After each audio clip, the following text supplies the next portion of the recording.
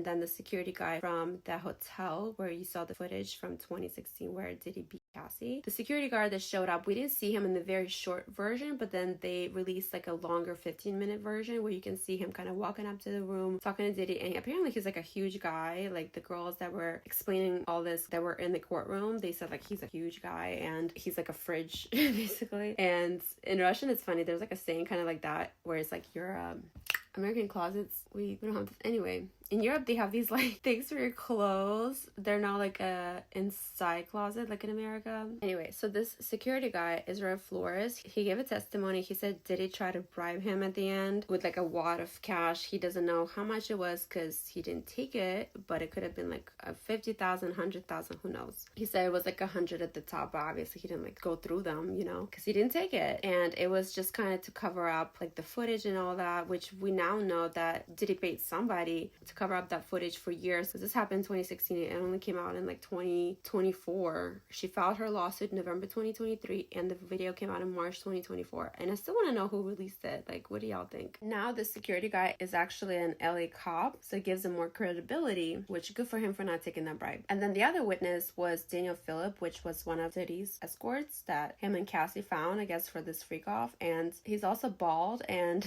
there's like this whole thing like Diddy's always picking some bald guys. I'm like, Anyway, he explained a bunch of stories, and even he said he was worried about Cassie because she was always just like dropped out. He was scared something might happen to her. You know, she explained that like at one point, you know, Diddy instructed them, because he would be instructing, you know, whatever escort it was and Cassie to do whatever he wanted. It was like she would end up, you know, it was like a job. Like they were not into it, they were not trying to be doing this, but he would instruct them on what to do, and it had to be a specific order. Like talk about each other's private parts first, then rub the baby oil all over each other, which it wasn't like a little bit, it was like slathered. They were saying they went through like 10 bottles of baby oil, like big ones, each freak off. That's why he had like thousands of them when they did the raid. It's a whole joke now. Somebody said if you say baby oil 3 times, Diddy will appear. So the escort would say like after that they would do oral, you know, with this.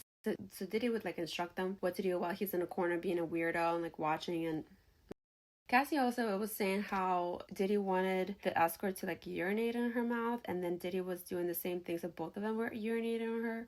And the lawyer was like asking her these questions. They're like, did you want them to urinate on you? And she was like, no, I don't want anybody to urinate on me. She was like, I was choking on it, like, but she was on the floor, like she couldn't even like make it stop or do anything. What's wrong with this man? I mean, you know, people have their kinks and stuff, and I'm not shaming anybody. If you're into that, you're into it. But she did not want to be doing this. And even the guy was like, yeah, this is weird. But they would like use no condoms. I told you she would have like UTIs, sores in her mouth from the oral